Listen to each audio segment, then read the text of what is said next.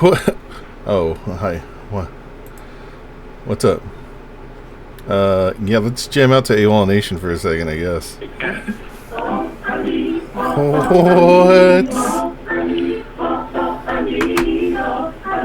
Oh, I need. Smiling. Smiling. Oh, I need. I got to make a post. I'm on the trail, y'all.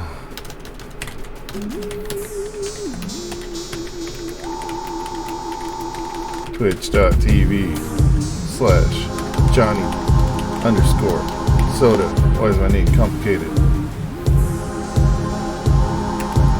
As I uncover the truths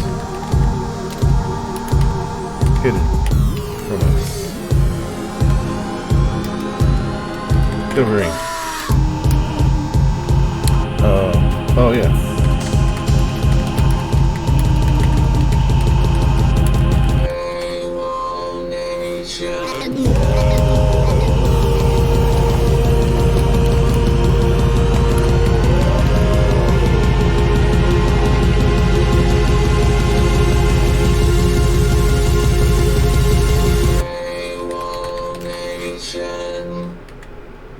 Saw a sort of gypsy who will take lady over for Unra? With her daughter, and they were both carrying some sort of like rodent that had a tail that looked like wood to me. So I thought they were carrying wood, but it turns out it was some sort of like creature, and I have no idea what it was. It really blew my mind. Okay, I've been told that that's like some sort of mythological creature, and that if you see that, that means that you're gonna die. I don't know how necessarily true that is, but people like to make things up about, gypsies and everybody that, they don't understand. Personally, I'm not a believer in ghosts, not a believer in the mystics, the mythologies. But that might just be me. So, hey, it is what it is. Continue on, AWOL Nation. This is such a good album. It really is. One, two, three, do you love me? Watch me scream, burning on the trees in amazement. 'Cause I'm on fire. You know, 4, 5, 6, show you all my tricks. 3, 5, 4, more giants at the door in amazement. 'Cause I'm on fire. Ooh, ooh. 'Cause I'm on fire. Can I get a layman? Can I get an amen, bro? For all the bleeding and the pain. I just struggle to be gracious. Now we can touch it, we can taste it. Can I get a little layman? No more running from the hangman. Now I'm the pilot of the station.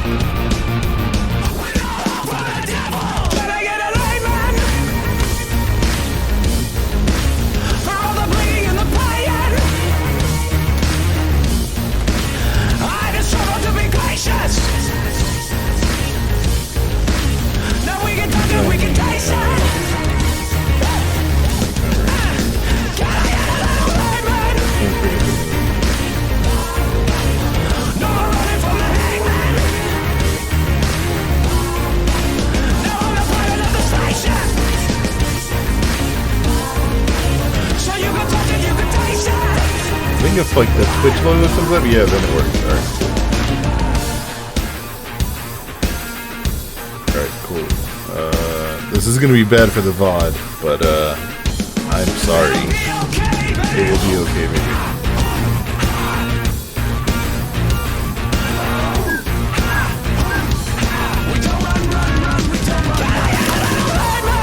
Oh, I forgot to bring in Threads links. Damn it. Threads.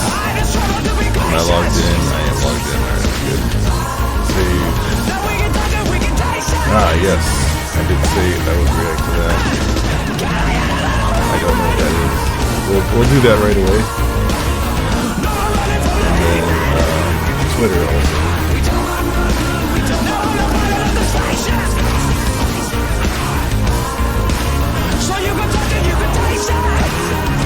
Ah, yes.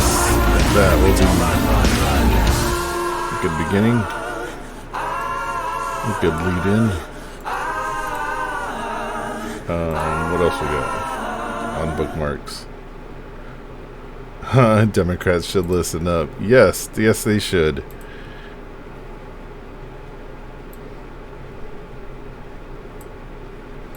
You know, I don't know if I want to start there. I might want to start there. I'm not sure. What else we got?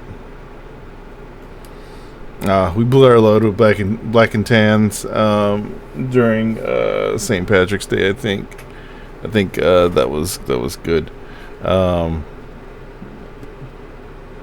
You know what doesn't work though? I'm definitely gonna get clapped for this. Watch me get clapped live. It'd be crazy. There's no lyrics.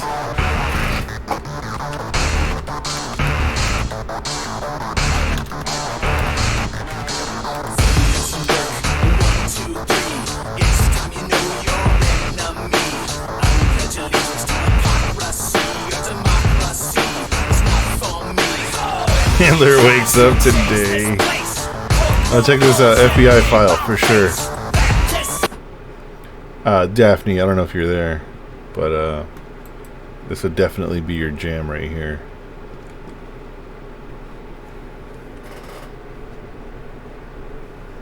You know what? Hold on, I should send a message out.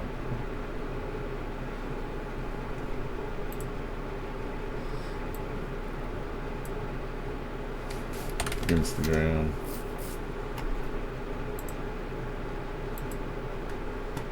Gotta send some. Oh no, wait. You know what? You just do it through. There you go. Join me now.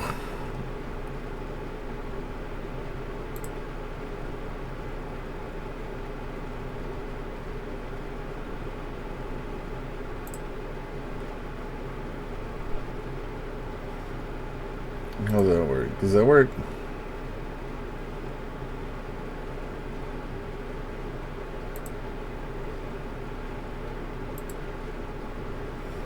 Alright, yeah, it does work. Alright, cool. Let's minimize that. We'll do this thing. We'll call that a day. But, yeah, some very interesting things going on. FBI file. No, they don't. Why don't they? They should have. Jesus Christ. They should have lyric videos for these songs. Man, they would make so much money. I'm just saying. Corporate Avenger would make a ton of money.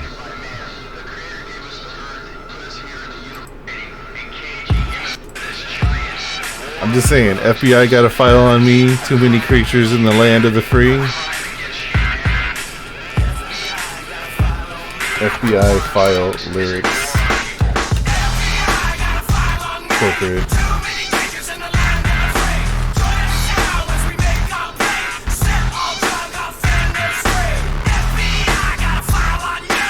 Think they don't, but they goddamn do. All seeing eyes watching you. Everything you do.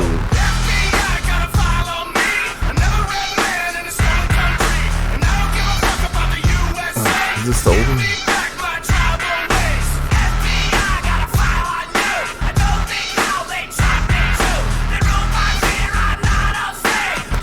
me back my tribal ways. Yeah, so he said, another red man in a stolen country. I don't give a fuck about the USA. Just give me back my tribal ways. These lyrics were fucking bomb to me. Like, as a like 19-year-old listening to this shit while I was doing deliveries.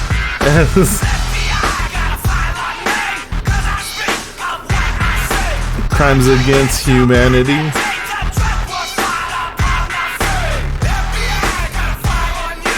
Had one on John Lennon too. Don't forget Peltier. Why is he not free today?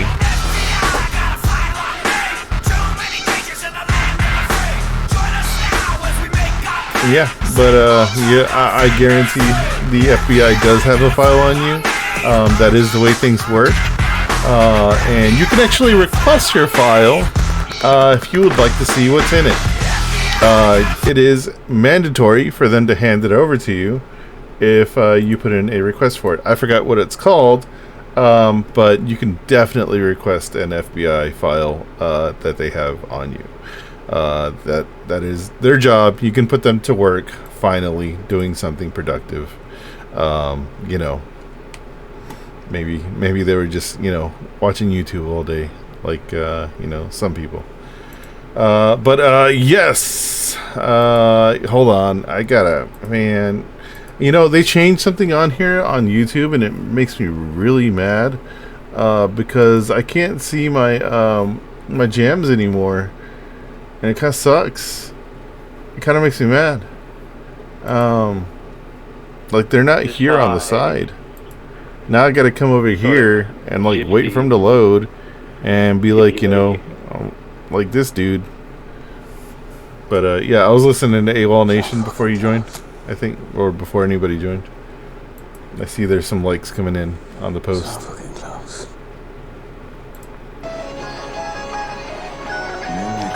But yeah, AWOL Nation was really good. It was a really good album. Also, Foster the People's album that came out around that time was also really good.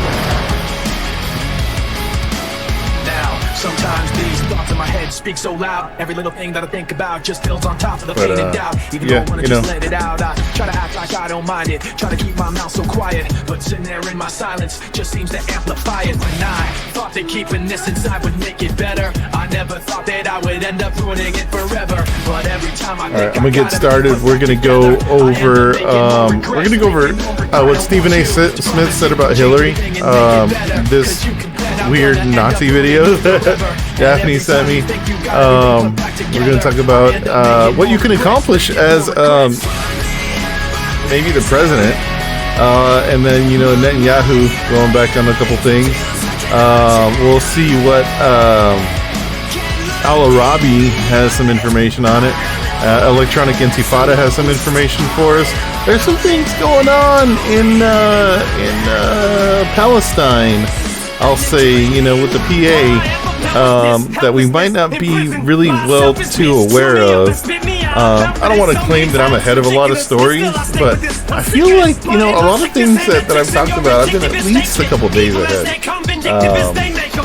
If not, maybe like a little while ahead.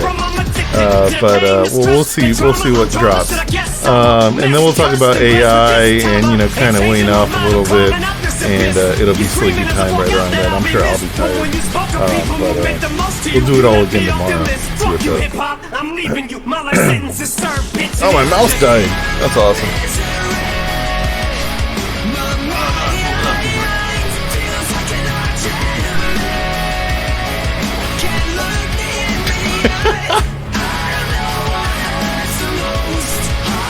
It's working now.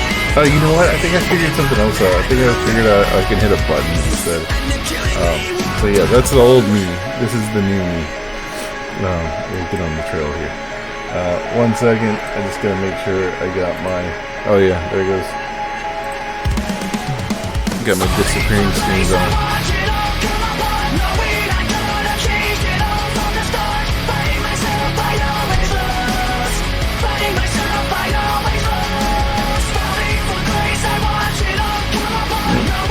I'm such a millennial. Like, Linkin Park's my shit. I could listen to Meteoria like for a year, and that would be the only album that I would listen to.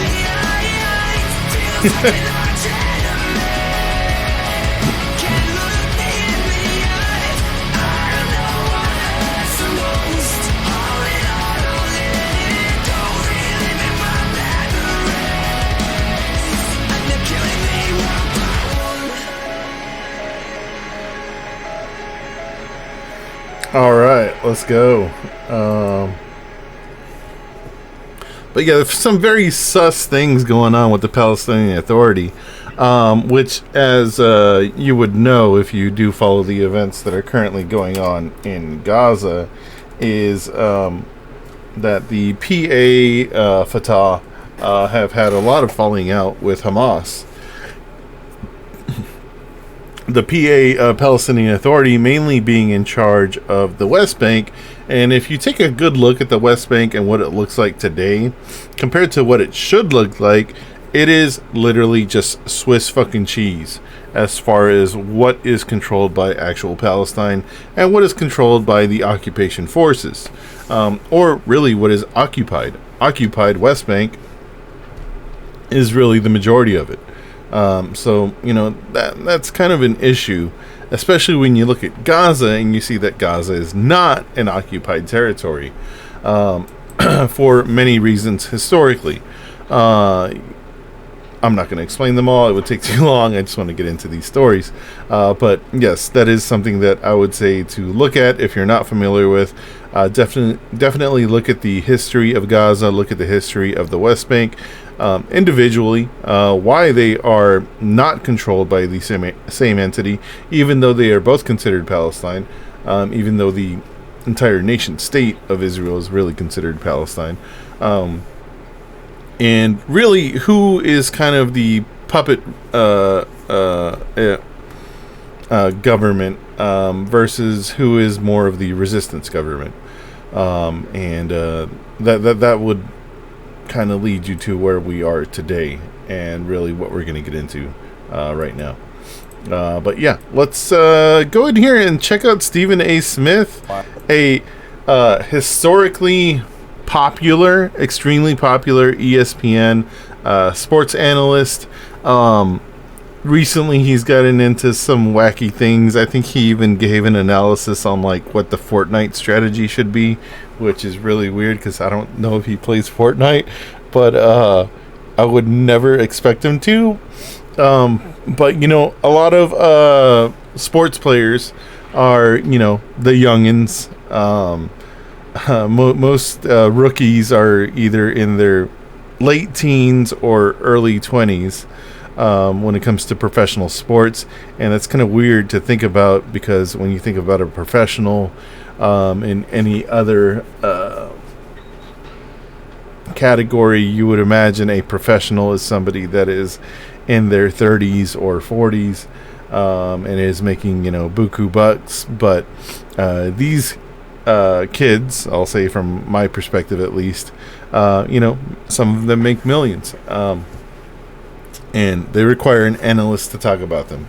But Stephen A. Smith has been doing that for a very long time for ESPN. Here he is on CNN and saying, you know, talking about Hillary Clinton's latest experience, or not experience, her what she said on I think it was it Colbert or like Jimmy Fallon or something like that.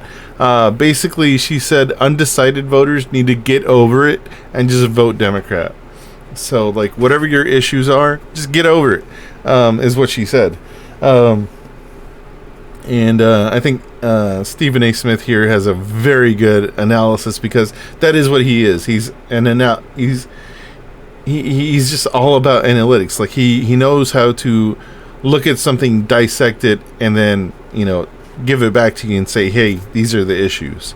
This is something that he's been doing for a very long time, and it's something that he's very good at. He's extremely good at it here. I'll go ahead and play it and stop talking. Oh wait, I gotta crank it up.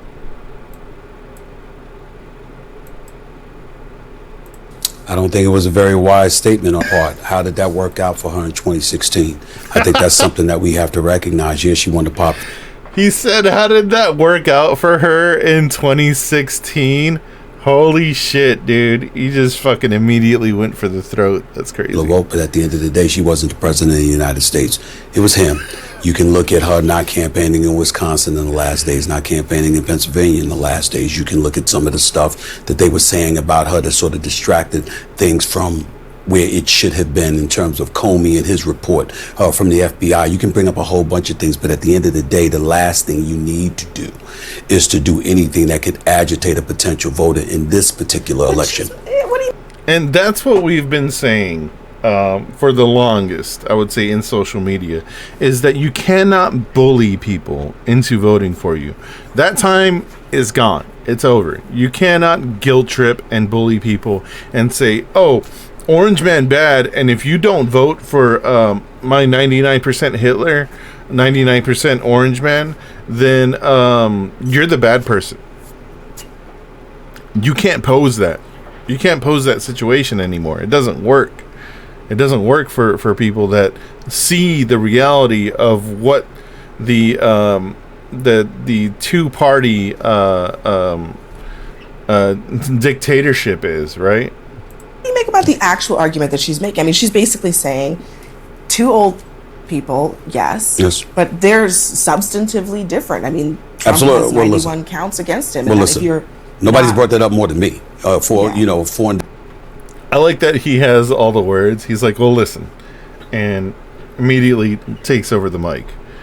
Nobody said that more than I have. Slightly reminds me of like Trump, but so much better in control of the conversation. Indictments, 91 counts, impeached twice. I'm not voting for him. I've said that to a lot of people. I've said that to you. But at the end of the day, what I'm saying is that at some point in time, you got to take into account what the voters thinking about. The voters, a lot of them out there, tens of millions of them out there, by the way, don't care what he's going through right now. They don't care about his guilt or innocence, his perceived guilt or innocence. They don't care about the 91 counts. They're thinking about their lives. And a lot of times we see politicians taking the positions that they're taking, and while we can respect their candor and their honesty, they do seem a bit detached at times from what the voters are actually feeling and what the voters are actually thinking. Nobody wants to hear that from Hillary Rodham Clinton at this particular moment in time, because especially if you're Joe Biden, what are you really worried about right now? You're worried about folks coming to the polls. You're worried about them showing up to the polls to vote for you. You're not worried even about them voting for Trump. You're worried about them not showing up to vote for you. That doesn't... Exactly. It's not that people will sway to the other side and vote for Trump. It's that people are just done and they don't want to vote for you anymore because this shit sucks and they don't want to play the fucking game. This game is fucking trash. They don't want to play it. Why would you continue to play something that is not going to benefit you when you see that you have voted in the past and this is the conclusion? This is where it's gotten you. Why would you want to continue that? It doesn't make any sense. And then to bully people and say, no, you have to continue, when they don't. They realize that they don't. It makes no sense. It just it pushes people away more than brings them in and says, hey, let's be a unified party. That's not the way it works. And exactly encourage them to get up out of their seats and go to the vote. Exactly. You need to encourage people to get up out of their seats and go to the polls. That's why Hillary was such a bad candidate. She did not campaign where it mattered in the last few months, in the last few weeks of 2016. People love to turn around and they love to blame progressives. They love to blame anybody else except for the shitty fucking candidate that the Democrats put up every single time. You can't continue to blame people and then bully them into voting for you. It doesn't work. And it's obvious right now. You can't continue to right now blame people that are voting uncommitted and say, hey, you're the reason we're going to lose in November, and then expect them to change their opinion and say, oh my God, yes, of course you're right. Let me vote for the 99% orange bad man.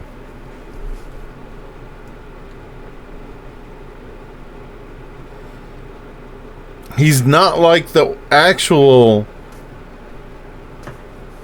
orange bad man. He's just 99% orange bad man.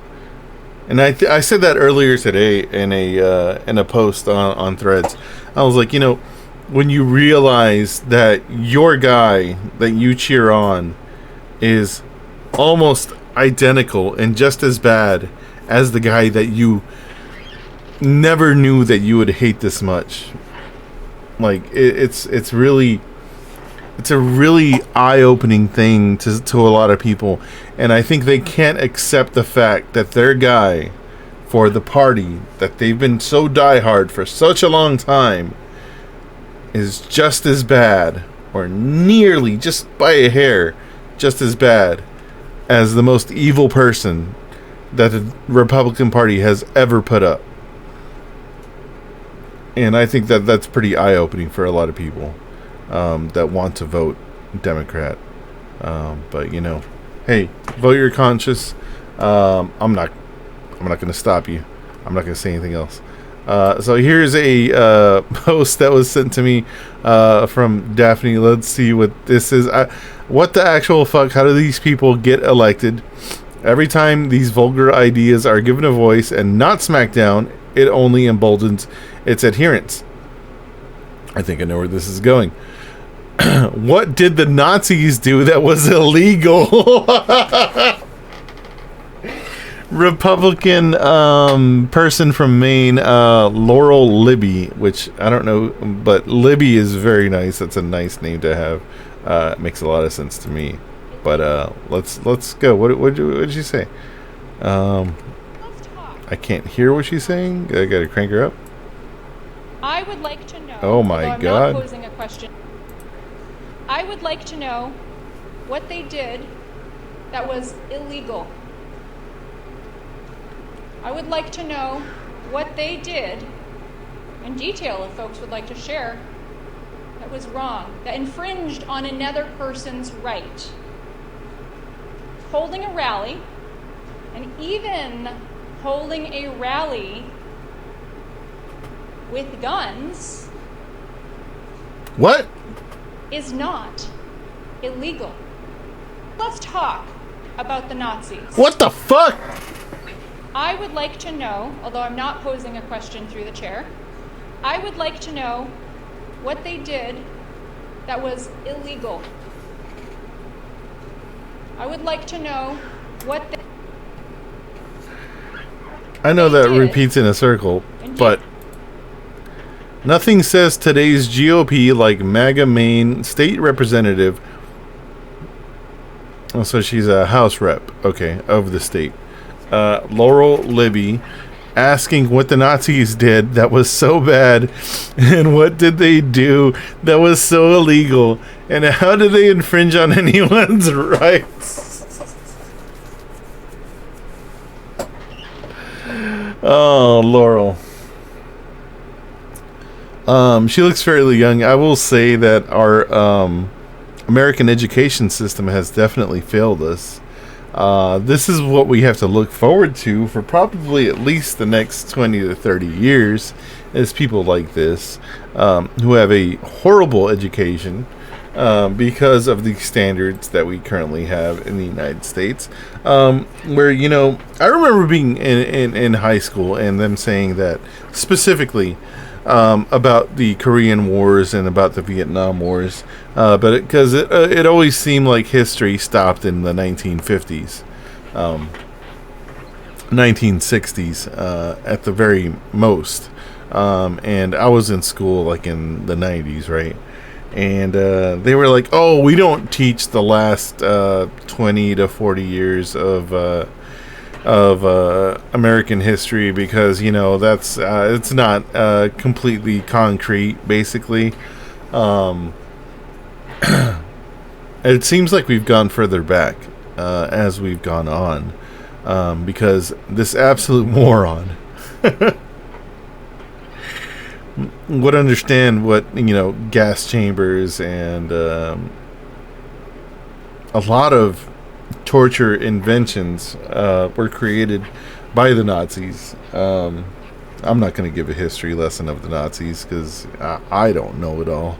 I am also a victim of the American education system, and also not an expert on Nazis, but I do know what taking over a party, posing as a left-wing party, and then using those ideas to go full fascist and right-wing, and then eviscerating your opponents that are socialists, that are the disabled, in testing your internment camps and your gas chambers on those people, the ones that were disabled, the ones that were part of the actual Socialist Party, and killing them.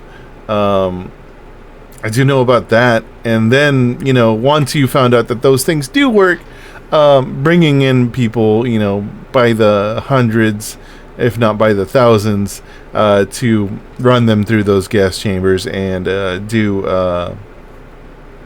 mass executions. So, yeah, maybe the Nazis were pretty bad.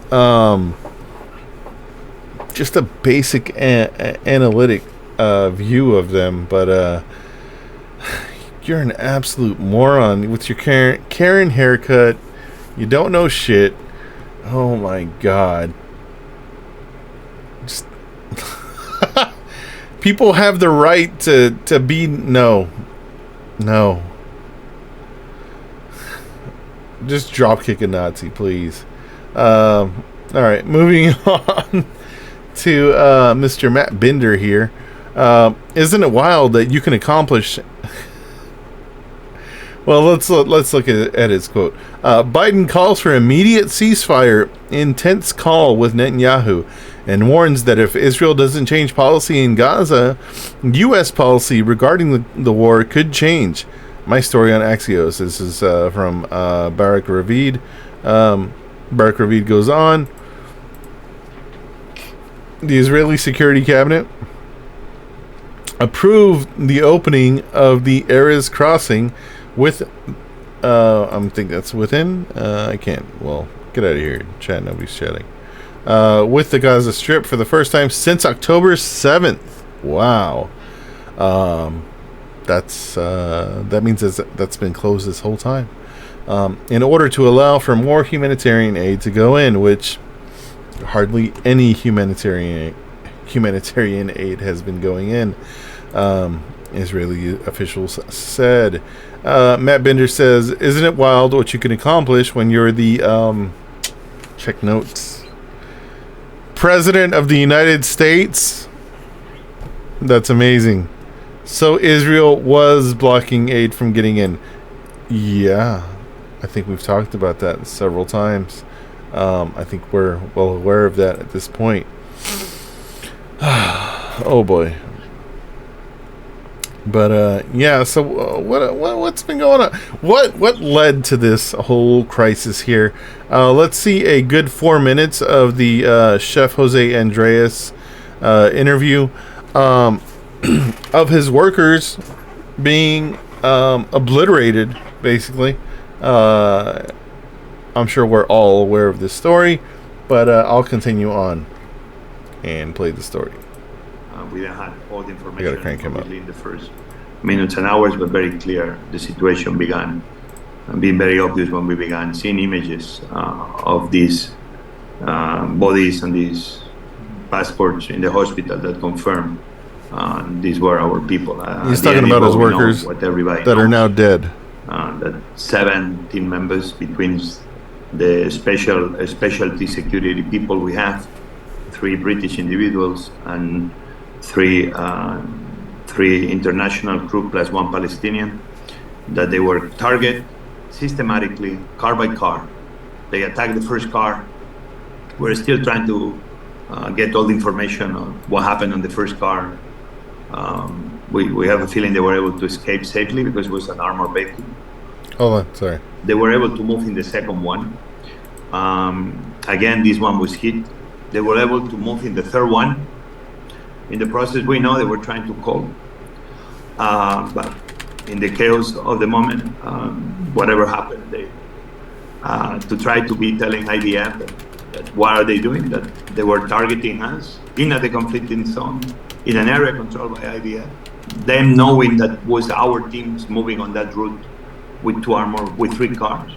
And then they hit the third one, and then we saw the consequences of that continuous targeting attack. Seven people dead, but there are 7 on top of a list of more than another 190 humanitarian workers that they've been killed over the last 6 months. Mm-hmm. Even seems was not used 3, but were few others that they miss. But still, I cannot confirm that it was used 3 individual targets or was few other ones that because they were not successful in hitting, they keep trying. This happened over more than 1.5, 1.8 kilometers. So this was not just a bad luck situation where, oops, we dropped the bomb in the wrong place or no, this was over 1.5, 1.8 kilometers with a very defined humanitarian convoy that had signs in the top, in the roof, a very colorful logo that we are obviously very proud of, but that's very clear who we are and what we do. If we were targeted this way, I need to understand that this was not vicious. I need to understand that this was not by somebody that is above law and order that decided just to kill us because, I don't know, maybe because I did a tweet that was very strong against President Netanyahu. I don't know. Obviously, that's why we need to have an investigation that is neutral and is above IDF.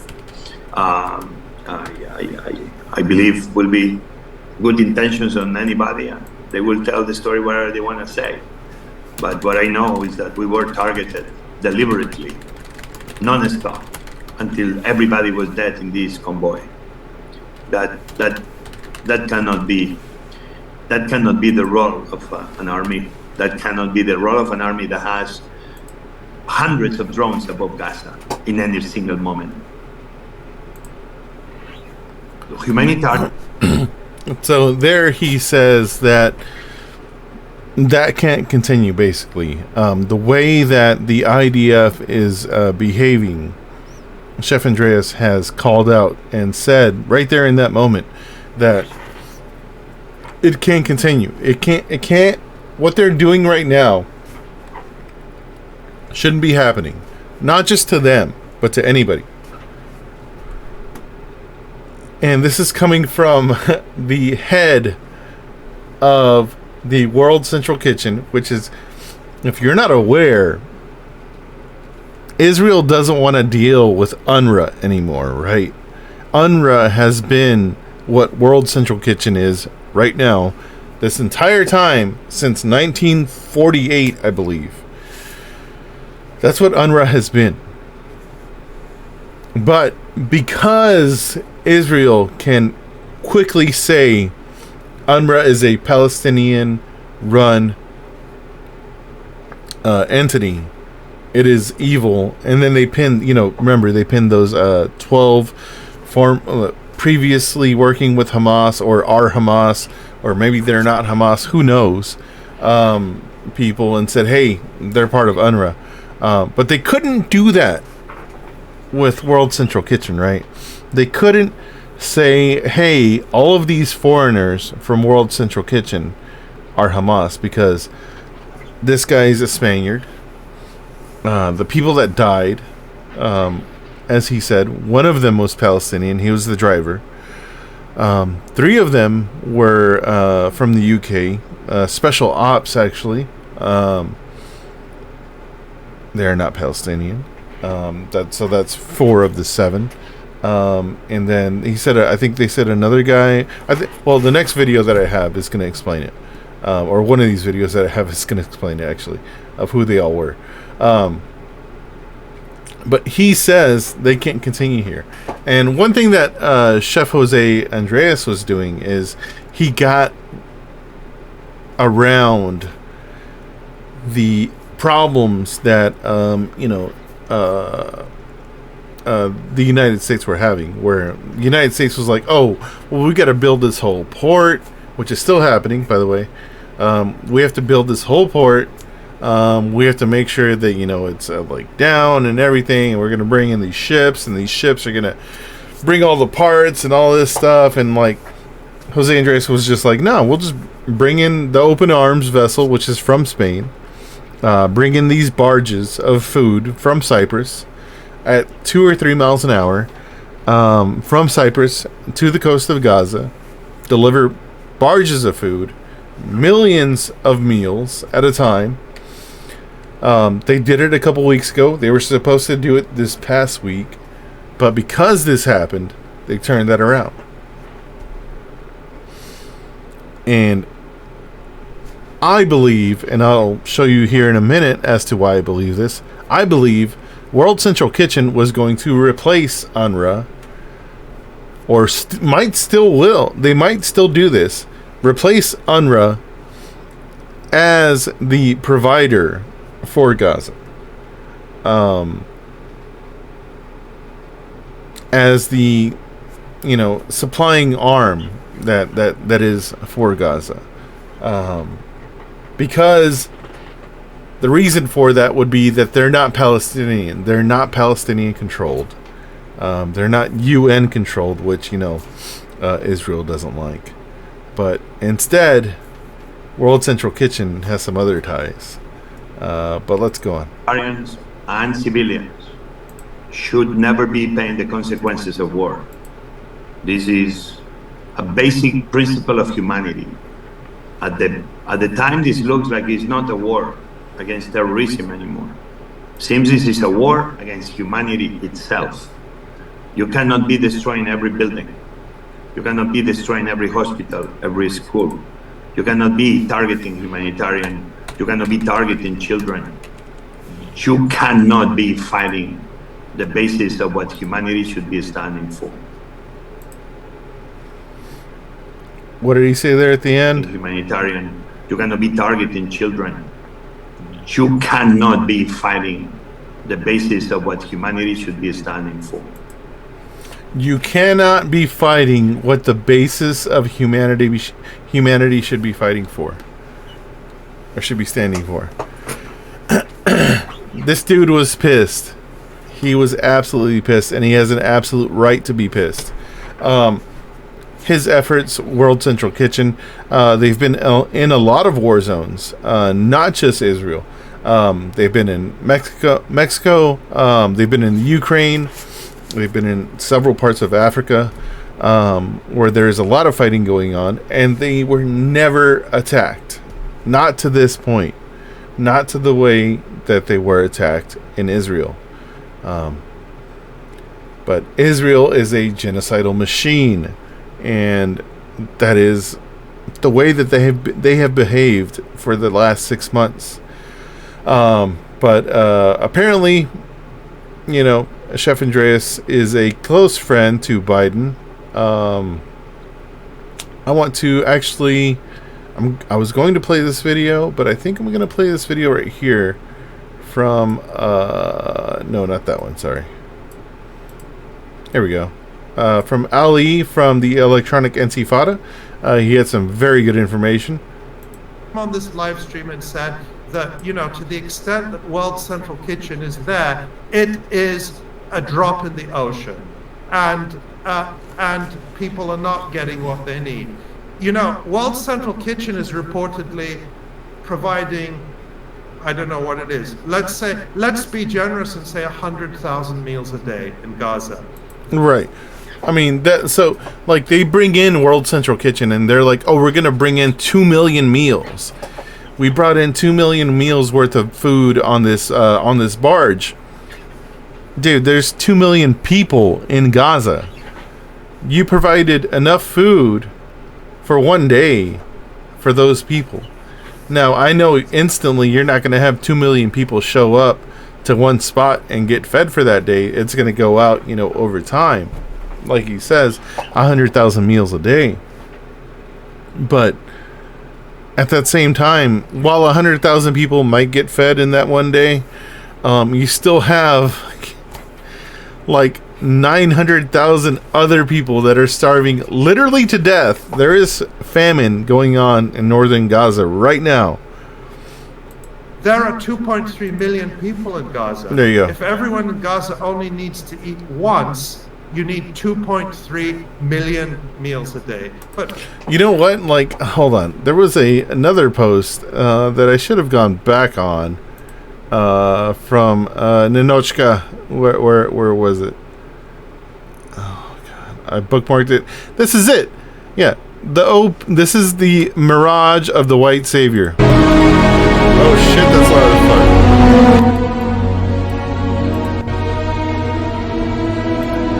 That's it. That's what they're doing. This looks so familiar. That's exactly what that is. It's exactly what it is.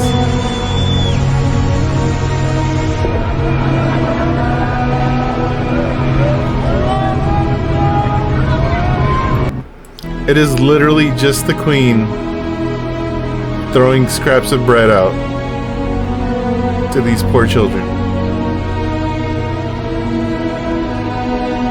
Thank you, Nina, for that video. This looks so familiar. There is no difference here.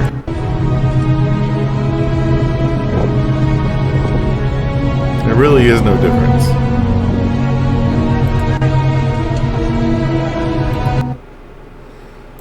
Anyway, back to it. Here we go.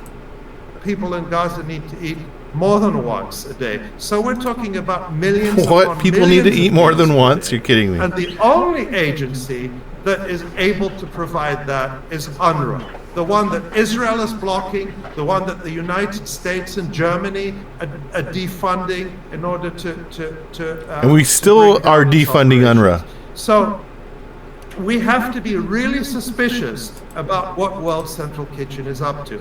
And the point is this, because I've had pushback about this. People say to me, but Ali, something is better than nothing. You know, you see the images of World Central Kitchen feeding people, handing food to people. Do you not want those people to eat? Of course I want them to eat. Would I begrudge to people in Gaza to get a hot meal from any source? Of course not. But the point is, when you see those public relations images of a few people eating, what you are not seeing is the far greater number of people, the millions of people being starved because UNRWA is being sabotaged and destroyed by Israel and the United States deliberately. And then yesterday we got the news that President Biden personally called Jose Andres, Chef Jose Andres, to offer his condolences and support after the murder by Israel, probably, and it was a murder, yes, provided by Joe Biden himself, of these 7 workers. And then, has Joe Biden ever called the head of UNRWA? More than 150 UNRWA workers have been murdered by Israel since. There's a fucking point right there, dude. Is that, has Joe Biden ever called the head of UNRWA? No. Over 150 workers dead, and Joe Biden didn't give a fuck. It's the start of this genocide. I never heard that Joe Biden called the head of UNRWA and offered his condolences. On the contrary, Joe Biden continues to do everything he can to sabotage UNRWA. And exactly. U.S. spokespersons continue to smear UNRWA. So there is something very suspicious going on here with World Central Kitchen. And I'll point this out. And I do agree 100%, and I'm going to present that here in a second as to why that is so suspicious. March, because Palestinians know this and they talk about this, even if we're not talking about it in the rest of the world. People understood World Central Kitchen. How was this boat from World Central Kitchen allowed? Why is Israel helping World Central Kitchen build a jetty or a pier or what? Because Israel came in with the bulldozers, which they would generally be running over Palestinians with. But, they brought their bulldozers, and they brought, truckloads of debris, truckloads of rubble, to build this pier for World Central Kitchen. So, kind of sus that they would just, out of their own good, even though they've been bombing the shit out of everybody and anybody that they see, come in and as good faith build this pier out of the rubble of the homes of Palestinians, and put it in the ocean and line it up, and do the sand. And that way, the open arms vessel that comes from Spain and went to Cyprus brings that barge from Cyprus with over 2 million meals and is able to deliver it to a port to the IDF that checks it previous to it getting there, and then oversees the World Central Kitchen unloading that barge to take it down where they died, down that corridor, to World Central Kitchen warehouse, where they have all the food in their warehouse, and the IDF just kind of helps them along the way. But UNRWA, no, fuck UNRWA. They'll kill 170 plus workers of theirs. Whatever it was. This has justifiably raised suspicions among Palestinians that this is all a Trojan horse to bring in some sort of alternative to UNRWA, maybe some new form of Palestinian I'm very sus as well. Collaborationist regime under the cover of humanitarian Palestinian Authority. It's funny you mentioned them. Of a humanitarian charity that is extremely close to the White House. How close is it to the White House? Well, you just heard that Joe Biden called Jose Andres personally, but let's take a look at this video from February. This is a propaganda video put out by the White House that shows Jose Andres, I know that guy, meeting with Doug Emhoff, who is called the Second Gentleman. He's the husband of That's Kamala the guy Harris, they didn't the Vice bomb. President of the United States, to promote a Joe Biden political initiative, and there's Jose Andres. That's how close he is to the White House.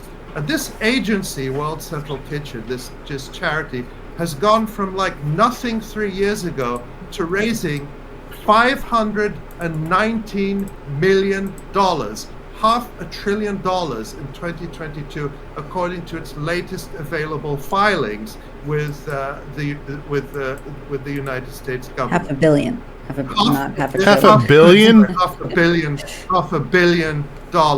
And that they went from a few million like 5 years ago to $500 million right now. And and all of this comes as the efforts to dismantle and destroy UNRWA escalate. So these are the things that I think we have to pay attention to with this story. Yeah. I've just got a couple of numbers here too, just for people to get a little bit of perspective. There were on that barge, the World Central Kitchen barge with the jetty, there was 12 trucks of aid on that barge. All of the airdrops that happened in the first 3 weeks of March added up to 50 trucks airdropped. The 50 Israeli trucks. concentration camp guards at this moment are saying that they can process 45 trucks an hour crossing the border. An hour. Land crossing. So 12 trucks on the barge, 50 trucks total for all the airdrops, and the Israelis themselves are saying that they can process 45 trucks an hour. And we know before that the siege Yeah, we already know that. starvation level that Dr. G was talking about, the caloric intake measurements under the siege was 500 trucks a day. Minimum. So yeah. These are really propaganda stunts. If they're not Trojan horses for something far worse, they're at least... Oh, my friend. I am glad you said that right there. If they're not Trojan horses for something far worse. Oh, but we'll get to that. But anyway, so Biden was super mad because you killed his friend's friends. So now he put on the cape, and well, he was mad before, but now he's super mad. Hello, thank you for joining us. We begin our report with new humanitarian action from Israel following a call between President Biden and Israeli Prime Minister Benjamin Netanyahu. The White House had warned the U.S. could change its policy unless Israel takes action to protect civilians and aid workers in Gaza. This is as of this afternoon, April 4th.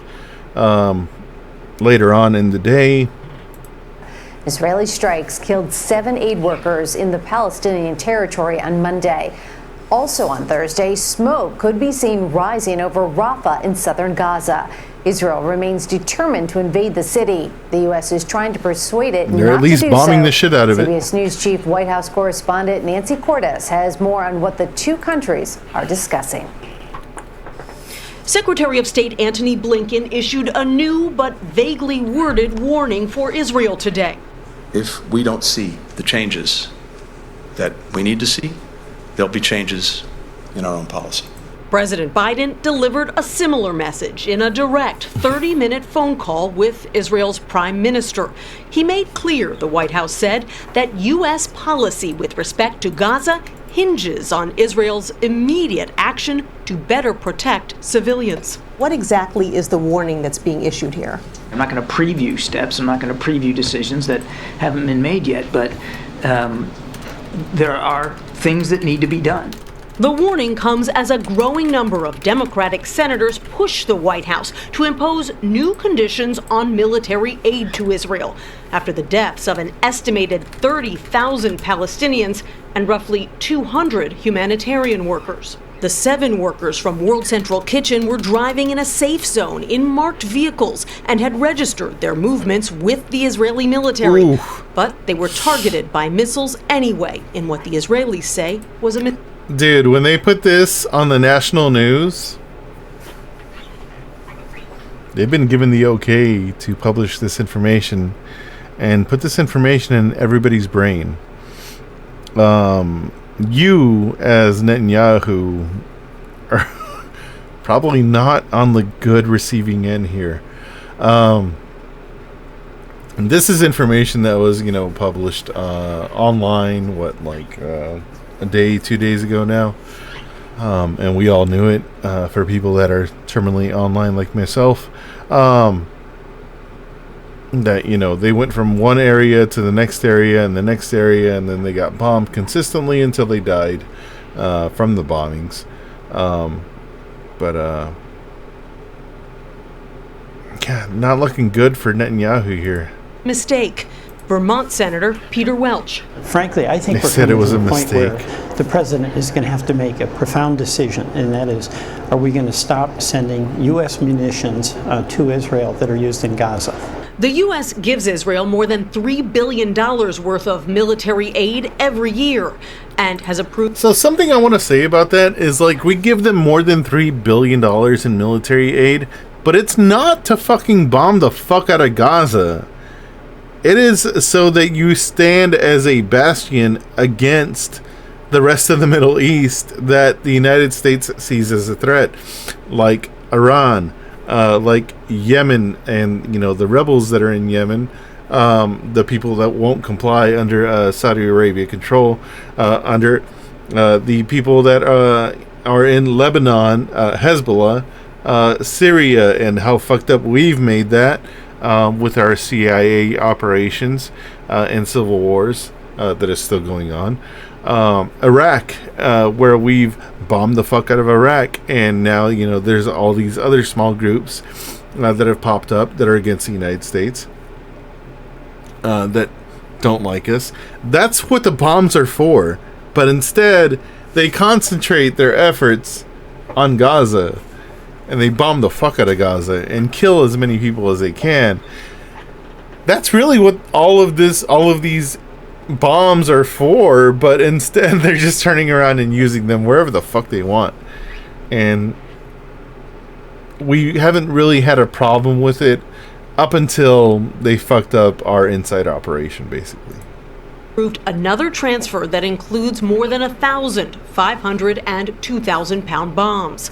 The United States' support for Israel's ability to defend itself from a range of threats, not just Hamas, remains ironclad. And Nancy joins us from the White House now. Nancy, it's great to see you. CBS. But he did allude there that, really the point of the bombs is not to bomb Hamas. It's to bomb Iran. That's really who the United States wants them to bomb, is bomb Iran. It's like, when you're playing a video game and you get hit by a minor character, and instead of taking the 10 HP potion, you take the 10,000 HP potion every time. You're a dumbass. But anyway. News has learned President Biden made a number of requests to Prime Minister Netanyahu. What were they? He had specific gates and crossings and ports, Meg, that he wanted Netanyahu to open right away to allow more humanitarian aid to get into Gaza. And we are learning now that Netanyahu appears to be following through, allowing the reopening for the first time since this conflict began on October 7th. The Eretz crossing, that's in the north of Gaza, along with the Ashdod port, and the Kerem Shalom crossing to allow more trucks to get from Jordan 3 crossings across Israel and into Gaza. So if these crossings do open, they will be a sign that Netanyahu heard the message that was being delivered from the president, the vice president, and the secretary of state about major changes that need to be made by Israel. I didn't hear Kamala's part. In the same state that it is now. Those are big developments. And also, Nancy, as you mentioned in your piece, both the president and Secretary of State Antony Blinken say the U.S. is poised to change its policy toward Israel if the country doesn't adjust its methods of protecting aid workers and civilians. Right. What kind of policy change are we talking about here? It's easier to describe the kinds of policy changes that we aren't discussing here because the White House was incredibly vague, wouldn't tell us what kinds of changes they're considering. But one thing that appears to be off the table is any kind of new conditioning of military aid or halting of military aid. White House officials say there is no change in U.S. We're going to keep giving them Israel's bombs. right to defend itself. So it would appear that that's off the table. The question is then, what is backing up this threat? If Israel doesn't follow through, and they say Israel has days, not weeks, to make changes and announce them that will show that Israel is more committed to protecting civilians and protecting humanitarian workers. If they don't do that, it's really unclear at this point how the U.S. will respond. All right. The very latest from Nancy Cortez. Thank you. Jesus Christ, man. So it's good that they are going to supposedly open up those entryways for aid, supposedly. That is fantastic. Wow, my eyes are super tired. I just realized that right now. Oh, man. I'm trying to find something right now. 1 second, please.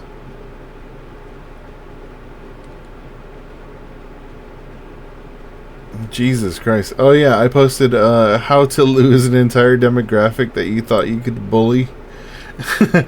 You thought you could bully into accepting genocide, and then I lost like 4 followers right away. 5.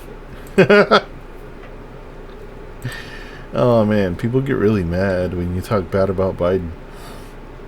Yeah. Oh yeah, okay, here he goes. Meanwhile, this is the country we're handing bombs over to. I'll fucking do it again. You're damn right they will. They certainly will do it again. This is Israel in a nutshell right here. Please don't bomb them again. No. He's absolutely insane. He's going to do it again. Don't you worry. All right. So to that point, let's get some more details and see what's going on. So this is Al Arabi. I do love them. America sends a strongly worded warning to Israel, and Biden shocks Netanyahu with the step. Details with our correspondent. Let's see if we get any other juicy deets here. This is in Arabic, but luckily the translation is not. ونتنياهو اتصال وصفته بعض وسائل الإعلام الإسرائيلية بالاتصال الصعب ويضع فيه بايدن شروطا لنتنياهو على الأقل فيما يتعلق بالجانب الإنساني.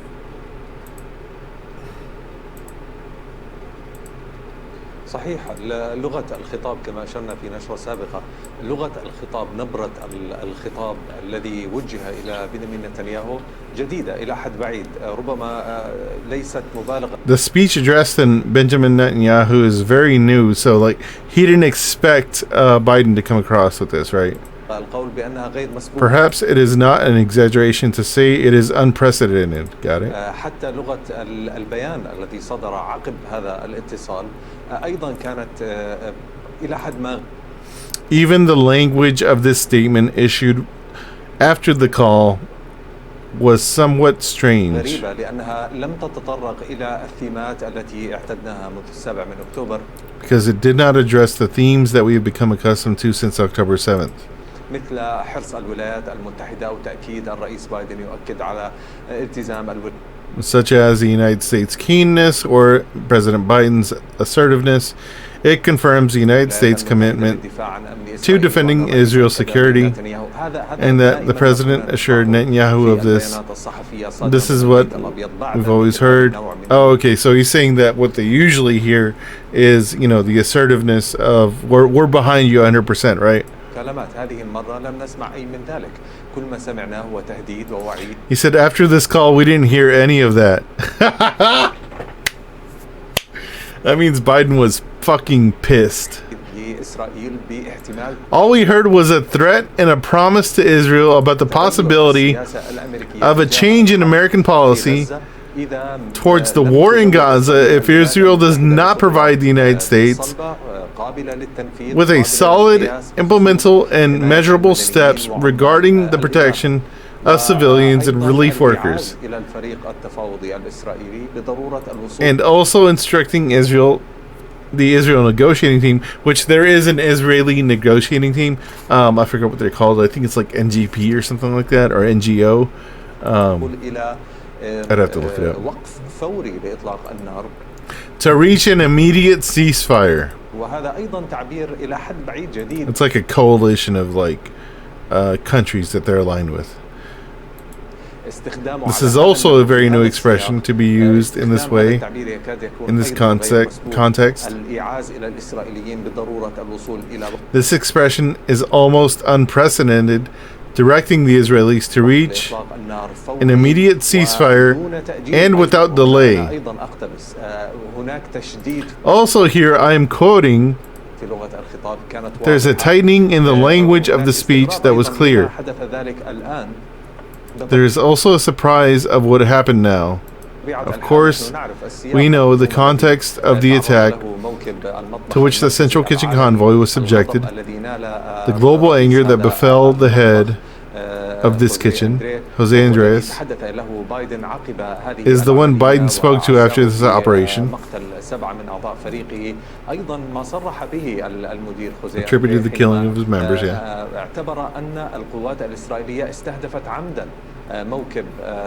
Considered that, you know, they deliberately killed their people.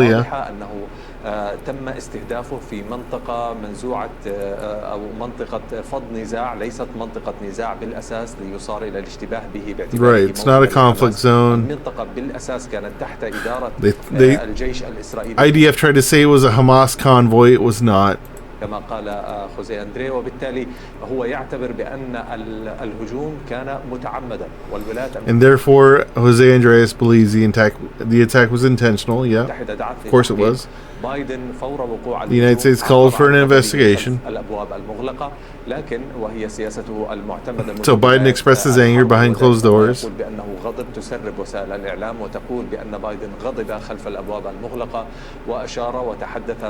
Oh, media leaked that Biden was angry behind closed doors.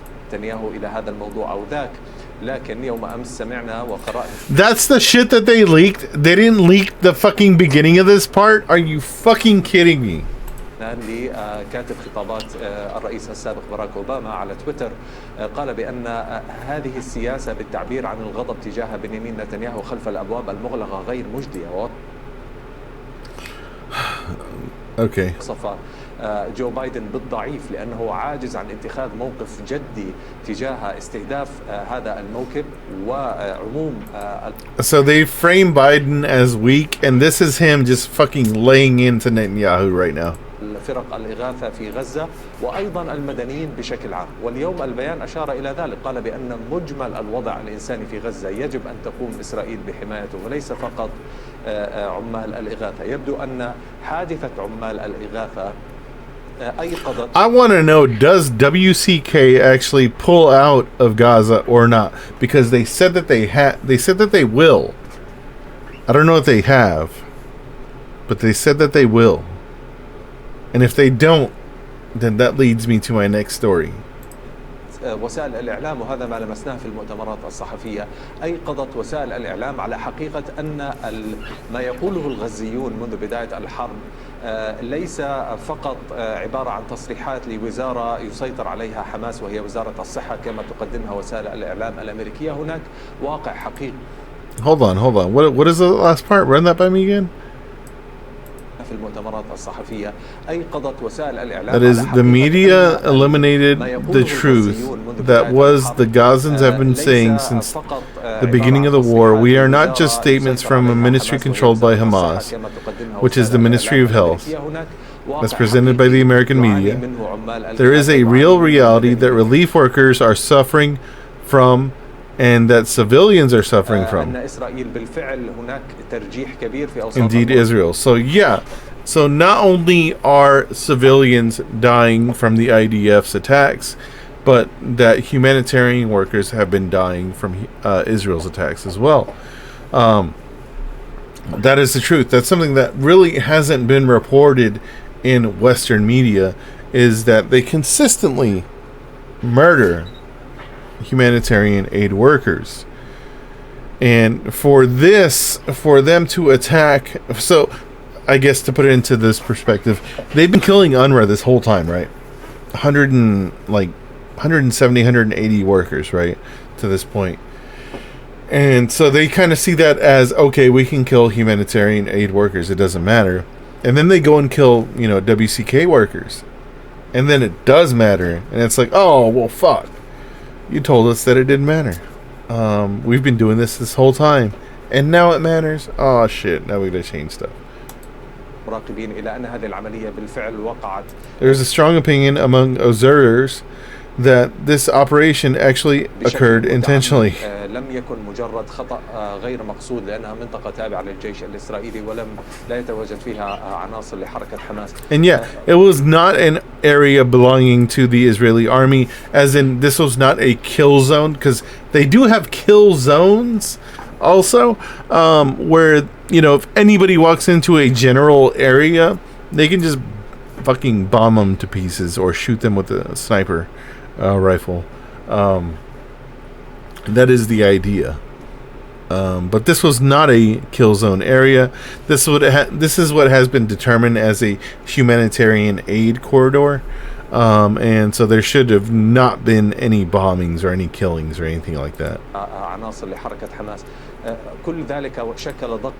Yeah, and why there was no members of Hamas movement in it, because they know that Hamas themselves already know that, hey, okay, this is a humanitarian corridor, we shouldn't fuck with it, because if we do, then something like this would happen. They've already been told not to do that. And why would they endanger the lives of Palestinians further than they kind of already have, if you want to blame Hamas for this whole situation? The whole stop making me punch you thing.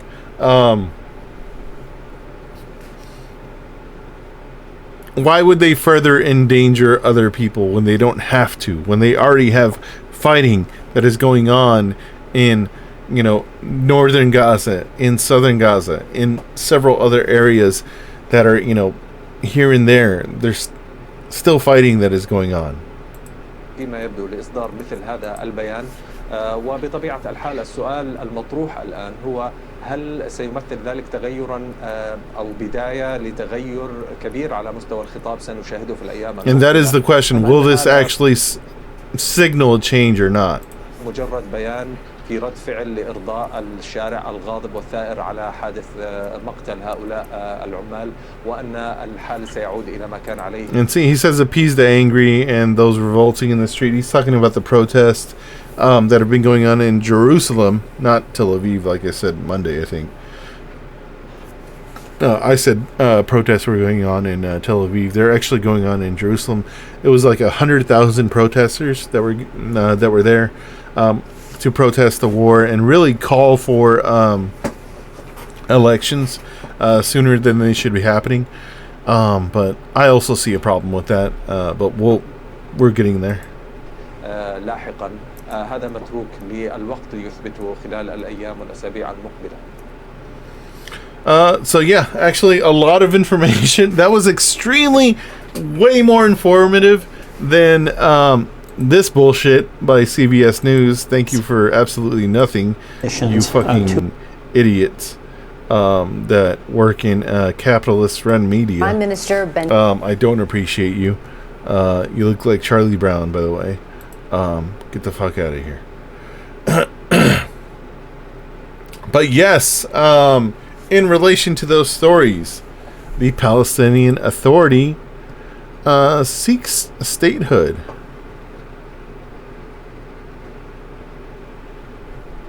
That sounds good. Palestinians seek Palestinian Authority seeks statehood.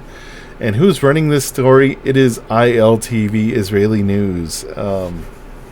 Israel TV, Israel News is who this is. I have some things to say about that. I need to go to the bathroom really bad. Give me 2 seconds here. I'm going to play something. I don't know. Probably this. Sorry, can you say that again there, Lupe? Tell it to me one more time, brother. Gaza Strip was getting bombed. Obama didn't say shit. That's why I didn't vote for him. We might be on the same page here, brother. I'm just saying. Anyway, Palestinian Authority seeks statehood. So this is on Israeli News. Let's see what they say. The United Nations is once again becoming a political Holy battle. shit. I turned up my captions way too big. I have to fix that.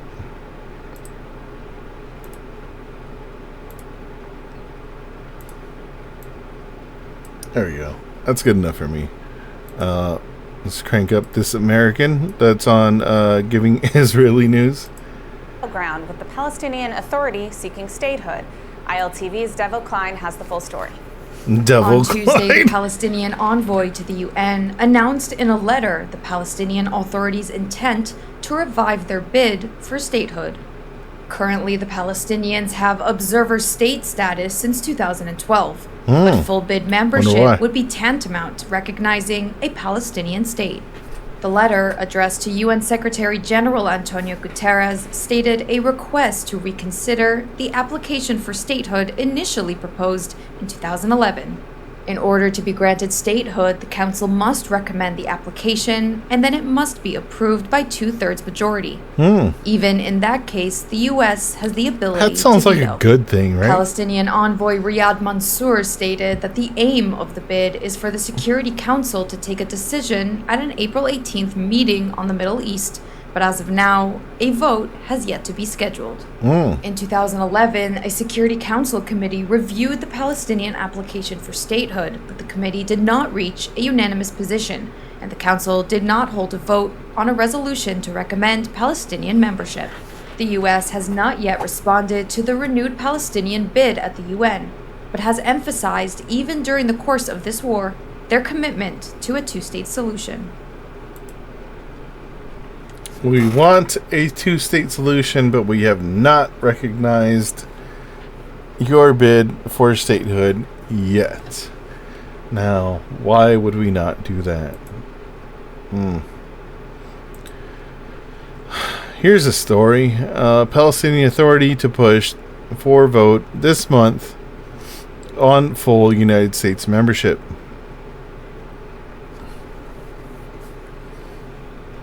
Biden must be approved. Bid must be approved by Security Council. I'm still back here a couple pages. Can be voted by U.S. Israel says support for measure would be prize to terror. So Israel still opposes this. This is from the Palestinian Authority.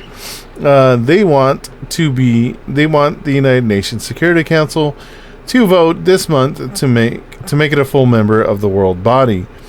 The Palestinian UN envoy told Reuters on Monday a move that can be blocked by Israel's ally, the United States.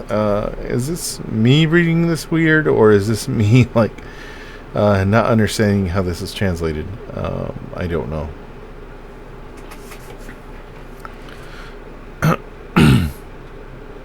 But yes, they still call Hamas terrorists. As they're getting there to a 6 months milestone. Israel is expanding its settlements in the West Bank.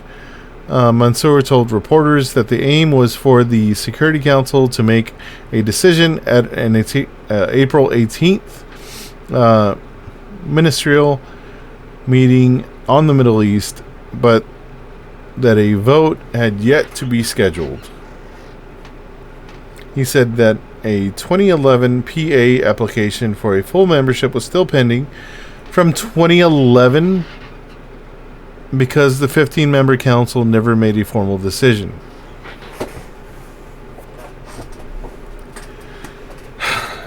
These guys are over here playing checkers while the rest of the world literally has their board crumbled up into a fucking ball and are playing hacky sack with it.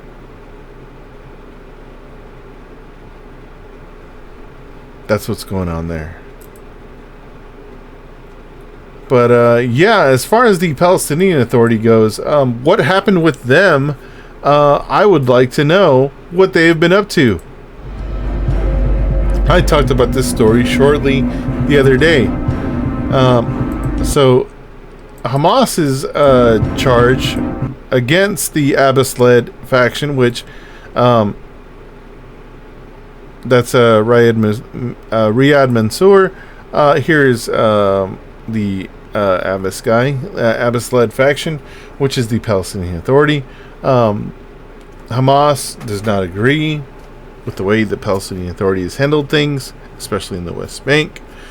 There's not much left of the West Bank because of the settler issue that they have, where settlers are essentially taking over the West Bank and literally taking people's houses that are Palestinian. They take their houses. That Palestinian family now has nowhere to live anymore, and they move on. And that cycle continues.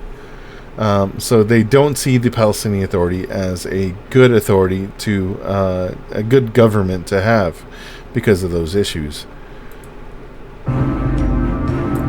The Palestinian Authority sent forces into Gaza under the guise of aid trucks, which is kind of what like we're hearing right now, that, you know, Netanyahu wants to send and open up all of the ports from the Israel side and send in as many aid trucks as they can.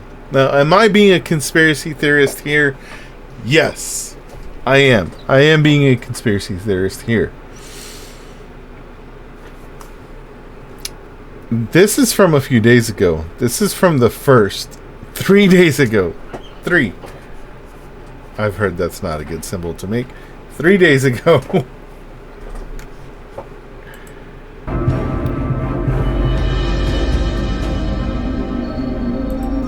Pro-West Palestinian Authority hits back at Hamas. Now, when they say pro-West, they mean pro-Israel.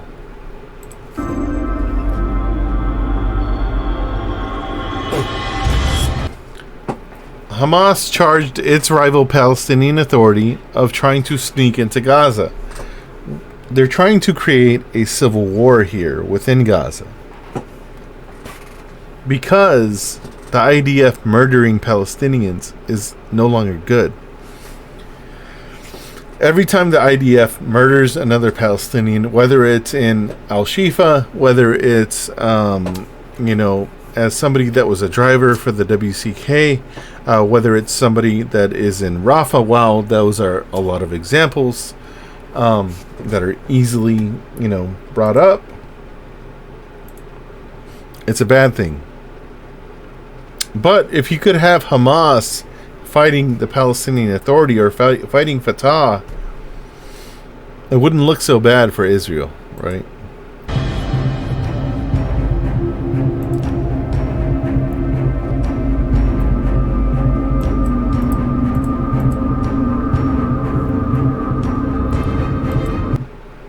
So Hamas claims the Palestinian Authority sent security men disguised as aid trucks, as aid truck escorts into northern Gaza.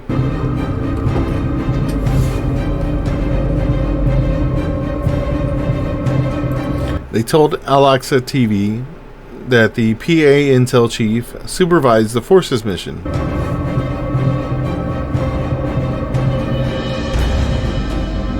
This is some wicked shit, man. Hamas affiliated, even Hindustan Times does it. Hamas affiliated Al-Aqsa TV reports 6 members of the Palestinian Authority were arrested.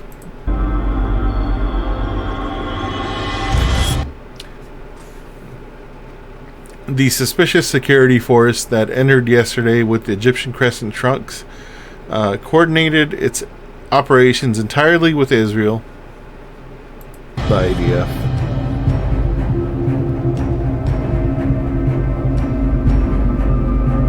From a senior Hamas interior ministry official, 6 members of the force who escorted aid trucks coming through the Rafah crossing with Egypt were arrested, and police forces were in pursuit to round up all other members. So you have to remember that Hamas is the government of Gaza.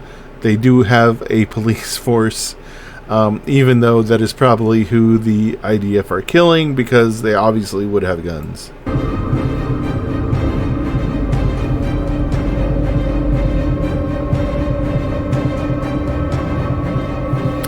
A Palestinian Authority official denied the accusations made by Hamas.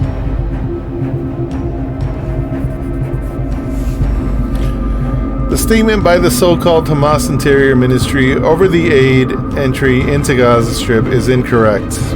Well, tell me more. Oh, there's nothing else to tell. And then they just go into the history of it, about how the rivalry began, and why Hamas does not agree with the Palestinian Authority or Fatah, and what's going on there. But another story that came out maybe a few weeks ago was this one by the Wall Street Journal, which I had to kind of hack a little bit. Hackermans. Here I am. I am getting sleepy, so I will have this thing read Israelis craft secret plan to put anti-Hamas Palestinians in. Israeli security officials are quietly developing a plan to distribute aid in the Gaza Strip that could eventually create a Palestinian-led governing authority there, Israeli and Arab officials said, causing a fierce backlash from Hamas and creating divisions in Israel's war cabinet. A top Israeli defense official has held talks with Egypt. Let me repeat that. Israeli security officials are quietly developing a plan to distribute aid in the Gaza Strip that could eventually create a Palestinian-led governing authority there, Israeli and Arab officials said, causing a fierce backlash from Hamas because Hamas would not be involved with this. And this created divisions in Israel's war cabinet. Now, what this first paragraph sounds like to me. Previously, when I read this, I said, it sounds like something Israel wants to control. Israel has had several deals with the World Central Kitchen. They don't want to work with UNRWA. They've made that abundantly clear. They want to get rid of UNRWA because it is Palestinian-led.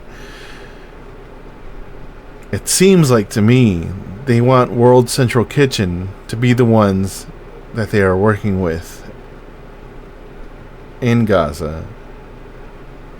But they want to control them. And who controls World Central Kitchen? It is the United States.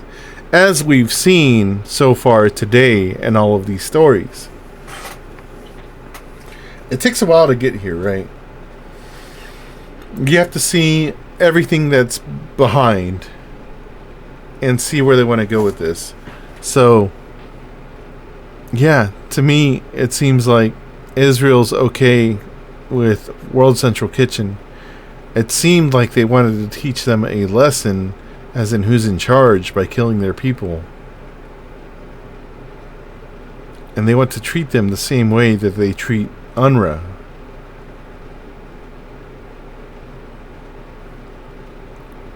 But because WCK is the United States, program, and it is our arm or our intrusion into Gaza, we have a little bit more control than Israel does. But that doesn't change the fact that they want to get rid of UNRWA. So who loses here? Palestinians.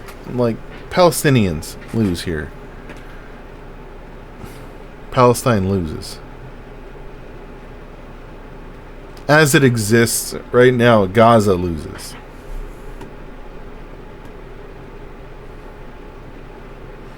Now, this goes on to talk about, everything else that's been going on since October 7th and all that shit. But I think what's important here is they craft a secret plan to put anti-Hamas Palestinians in charge of Gaza. So, with the PA rising up to try and be recognized, with WCK coming up to be the player instead of UNRWA, you, one, get rid of Hamas. You, two, get rid of UNRWA. You replace them with the Palestinian Authority, which is just an arm of the Israeli government.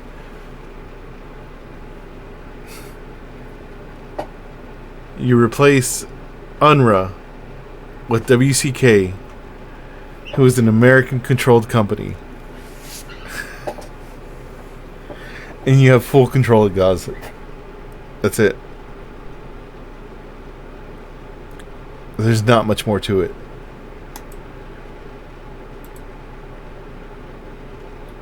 Now, U.S. welcomes new Palestinian Authority government following repeated calls for reform.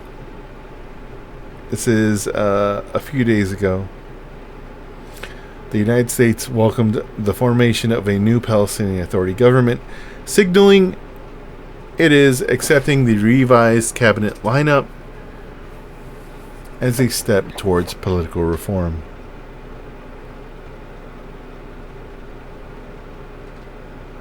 It's extremely convenient. All of this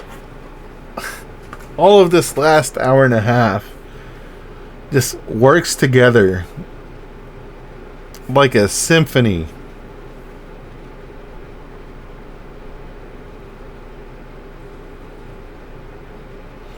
I don't know how else to explain this shit.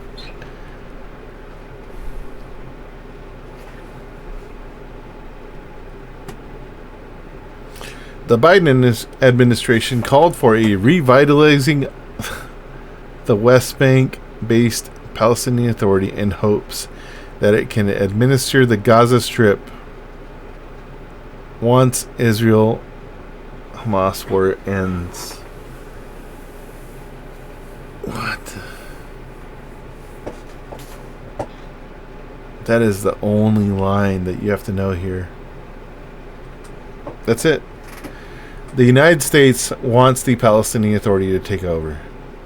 That is why they want them to be recognized in statehood, The United Nations. in the UN.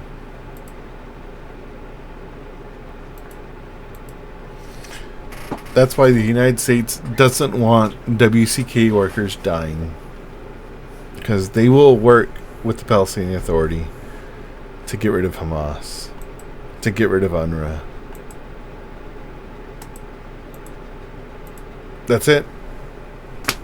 That's the end game.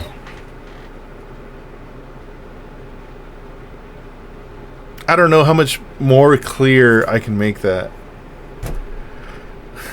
I know it took me a while to get there. But like I said, this is the only line that matters. The Biden administration has called for revitalizing the West Bank-based Palestinian Authority in hopes that it can also administer the Gaza Strip once the Israel-Hamas war ends.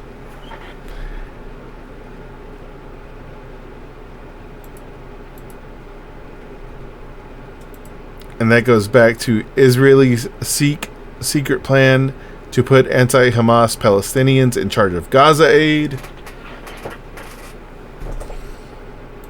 That goes back to Palestinian Authority to push for a vote this month for full United Nations membership.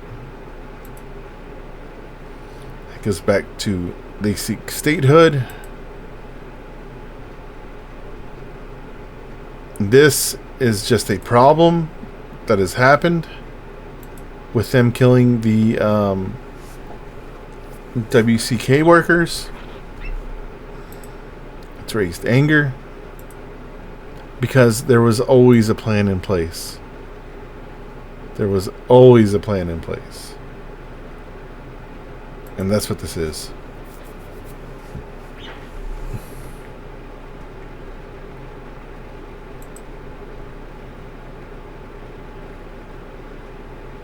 Anyway, I got 20 minutes left. Do I want to watch NBC News or some bullshit about AI? Let's see what the news talked about, I guess.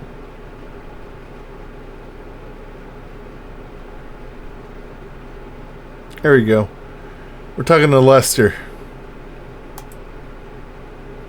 Tonight, President Biden's warning to Prime Minister Netanyahu after deadly Israeli strike on aid workers. The two leaders holding their first call since those 7 workers were killed in Gaza. President Biden calling it unacceptable and warning Israel risks losing U.S. support if it doesn't do more to protect civilians. Also tonight, a lawyer for Kansas City Chiefs star Rashee Rice acknowledging he was driving one of the speeding sports cars that caused a 6-vehicle crash on the Dallas highway. The occupants leaving the scene. Will Rice now face charges? The deadly spring storm battering the Northeast and New England. Hundreds of thousands without power. The race to rescue survivors trapped after the deadly earthquake in Taiwan. New images, a boulder crushing a car. Our team in the disaster zone. The hunt for thieves who stole $30 million in one of the biggest cash heists in Los Angeles history. How did they get in?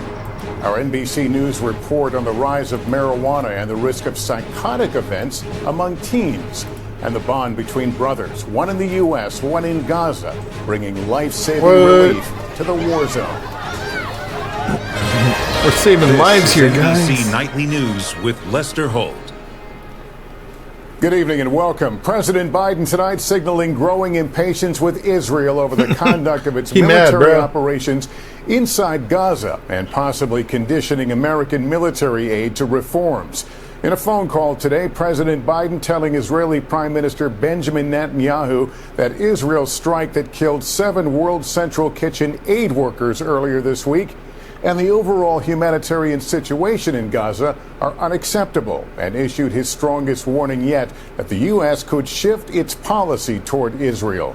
Tonight, the White House calling on the Netanyahu Why don't they say what Al-Arabi said, man? Civilian lives, and according to 2 U.S. officials, implying military aid from the U.S. to Israel could be on the line. White House correspondent Gabe Gutierrez has the story. Tonight, President Biden is warning Israel that without immediate action to protect civilians in its war against Hamas, U.S. policy towards its staunch ally will change. The direct message coming during a phone call between the president and Israeli Prime Minister Benjamin Netanyahu. The president emphasized that the strikes on humanitarian workers and the overall humanitarian situation are unacceptable. The 30-minute call was the first between the 2 leaders in nearly 3 weeks and marks a much tougher tone towards Israel. The White House says the president made clear the need for Israel to announce and implement a series of specific, concrete, and measurable steps to address civilian harm, humanitarian suffering, and the safety of aid workers. The White House has repeatedly said Israel faces a genocidal threat from Hamas, just this week saying there will be no change in policy. But 2 U.S. officials tell NBC News the president today strongly implied he may condition American military aid to Israel on whether Netanyahu makes immediate changes over humanitarian concerns in Gaza, including getting to a ceasefire. The White House saying changes must happen in days or even hours. Do you think the Prime Minister is really listening?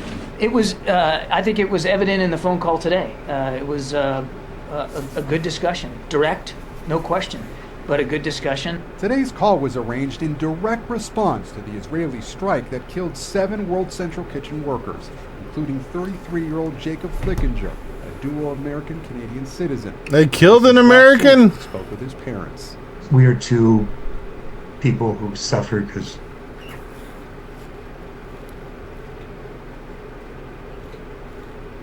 we've lost our only son, but we're only 2. There are thousands and thousands. Israel says the strike was a grave mistake and was not intentional. Late today, the U.S. said Israel had a grave mistake, indeed. Humanitarian aid corridors into Gaza, including one that would allow in trucks from nearby Jordan. Gabe, let's turn back to that military aid. The U.S. is still supplying arms to Israel. Yes, Lester, just days ago, the Biden administration signed off on sending Israel more than 1,800 bombs and is pressing Congress to approve selling Israel more F-15 fighter jets. The White House says that was already in the works and is unrelated to this war. Lester? All right, Gabe Gutierrez, thank you. And join me tomorrow night when I sit down with families of American hostages who were captured by Hamas on October 7th. After almost a week of uncertainty,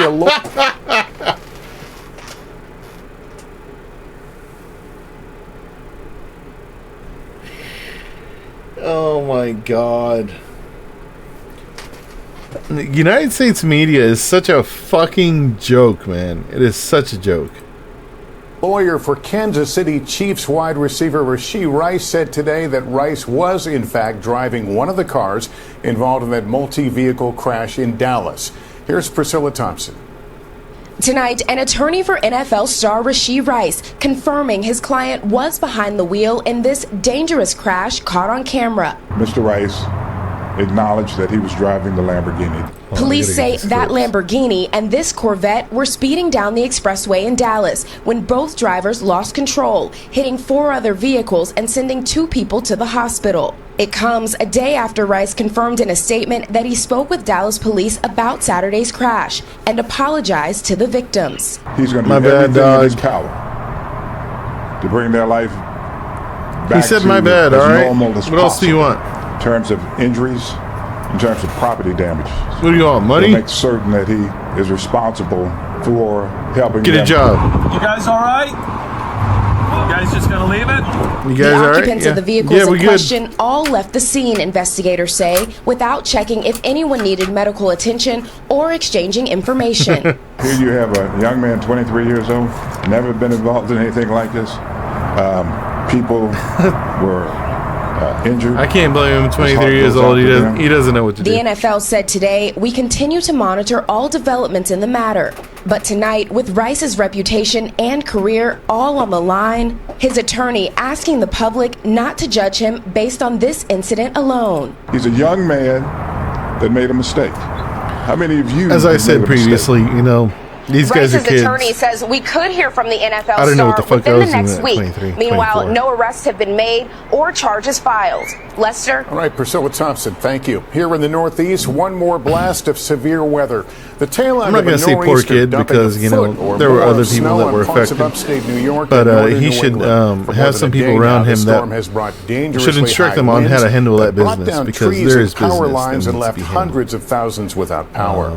This week's I'm not gonna violent say he weather has led the to money some for severe it. turbulence encounters That in money the goes sky, causing really injuries fast. to airline passengers and crew members. But, and federal investigators are looking into a close call You should at least be involving one more New York responsible with control your tower. actions With and be Andrews Tom responsible with what you're Costello. doing right now.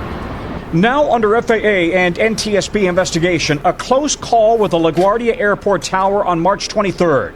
Southwest Flight 147, Nashville to New York, Like hit 2 thick weeks fog ago? and heavy wind as it approached runway 4, waving off its first landing attempt as a tailwind pushed it to the right of the runway. No. Southwest 147, we got to go around.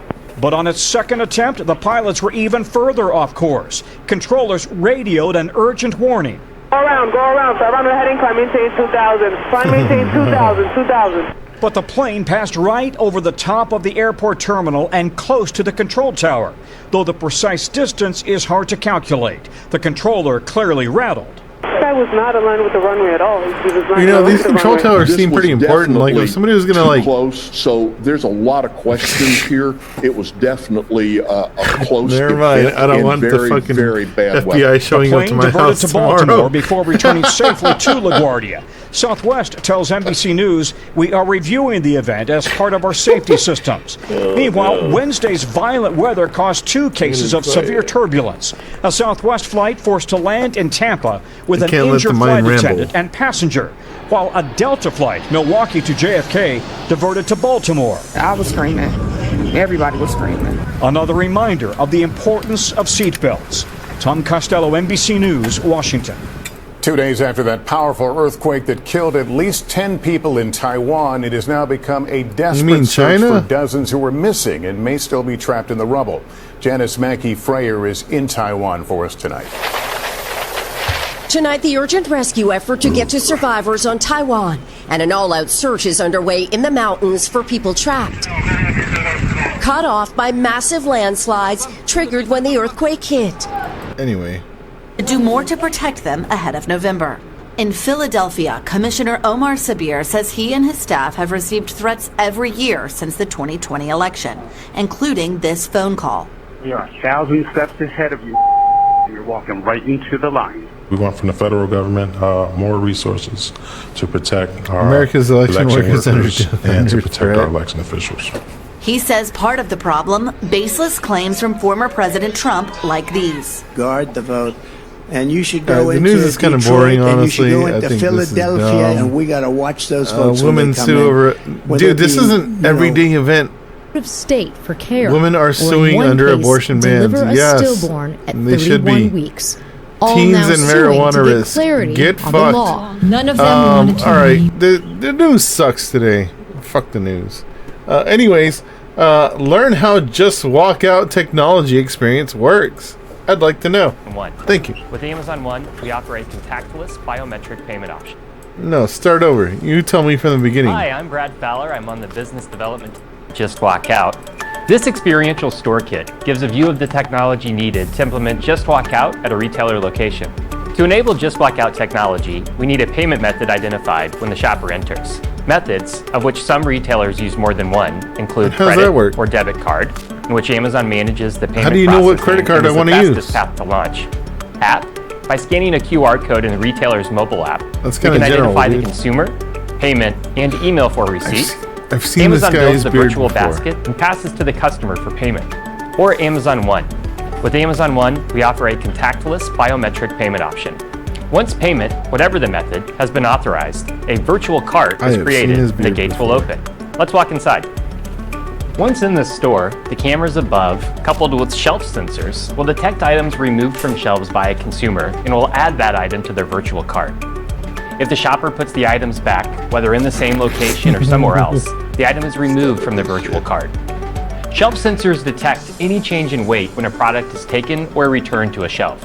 These sensors reconcile data with computer vision, the cameras, to build an accurate virtual cart. Sensors support multiple SKUs per shelf, and sensors are customizable for different shelf sizes, and add-on sensors are easily configurable for retrofits of existing stores and fixtures. They are also important in identifying easy-to-conceal, lightweight items less easily detected by the cameras. The cameras above allow for a multi-camera perspective. No facial recognition is used. Computer vision allows for differentiation between SKUs of varying size and weight. We also have vision-only capability, which relies exclusively on computer vision from ceiling-mounted cameras. The technology is scalable and flexible based on the retail space. As small as 400 square feet to a large fast casual format of 3,000 square feet. I'm just going to go back to Twitter, go to my bookmarks. There he is. Yo siempre he querido tener barba, así que acudí a las redes sociales y la primera publicidad que me salió fue la de Miami, Care for Hair, y me comuniqué con ellos, asistí aquí a Miami y me atendieron de lo más bien, con mucha empatía. Y estoy contento con los resultados. Les recomiendo a todas las personas que quieran hacerse barba y cabello que no duden en llamar a Miami Care for Hair. La consulta es gratis. Yo siempre he querido tener barba, así que acudí a las redes sociales y la primera publicidad que me salió fue la de Miami Care for Hair y me comuniqué con ellos. I'm sorry, I gotta go back to We've developed stores, some Amazon Fresh locations, that are even larger at 40,000 square feet. Multiple store formats are available, including new build, retrofit, prefabricated, like a store kit you see here, or inline kiosk, all dependent on the requirements of the retailer. Once a consumer has completed their shopping, they will exit through the gate. They will be charged for the items taken with them, effectively left in the virtual cart, using the payment method authorized on the way in. In delivering a frictionless experience, Just Walk Out technology also delivers data-driven insights that can help retailers optimize their stores to grow revenue and reduce costs. Just Walk Out Analytics provides important insights for store operations. Today, to get those insights, you often need to purchase an expensive survey that only provides data from a limited time period. Just Walk Out Analytics can provide insights that go beyond just sales data, helping retailers to make better. All right, well, I'm going to break this down to you and let you know that this whole thing that this guy's been saying is a bunch of bullshit. It's actually literally 1,000 Indians, part of Amazon's generative AI driven Just Walk Out project. Turns out it was a lie. It turns out this shit does not work. It turns out it's just literally 1,000 people from India working a job to watch you on surveillance. As you walk into a store and swipe your credit card, they get your credit card information. It sounds great. Already. Opening sounds fantastic. I've handed over my credit card information. Please charge me for whatever you see me pick up. I'm not sure. Shut the fuck up, Ziggy. Amazon is phasing out its Just Walk Out tech. It fits phasing it out. Why did this come out? Oh no, this came out in 2023.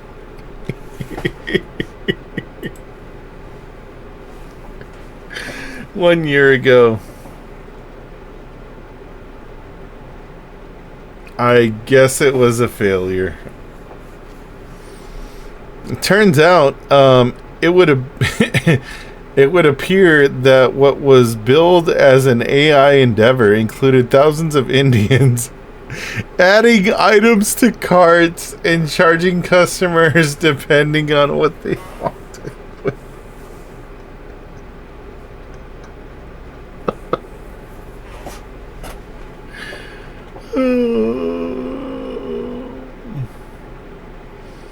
Just Walk Out was billed as a self-checkout system powered by cameras and sensors, giving the illusion of an automated system.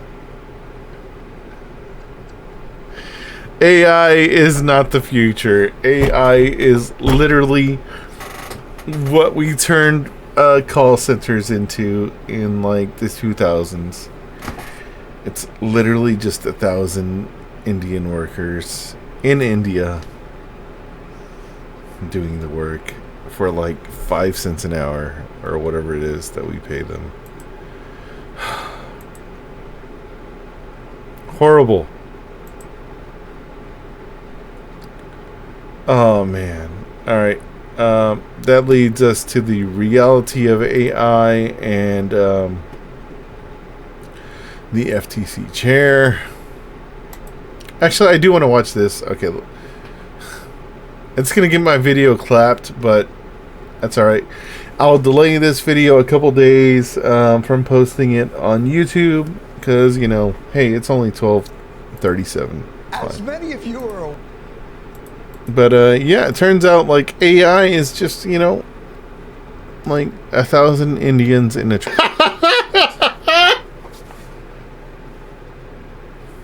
To who?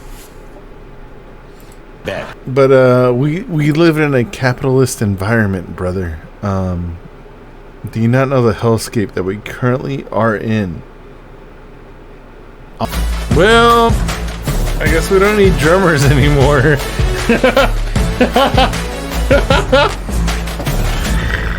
I'm sorry, Cesar. My best friend. You've been replaced by AI, bro.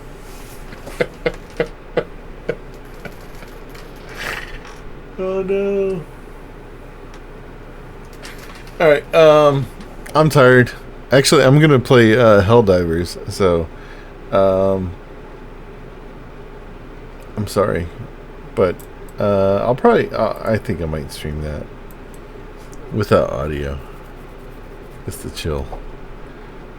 So yeah, I'll catch you later. Have a good one.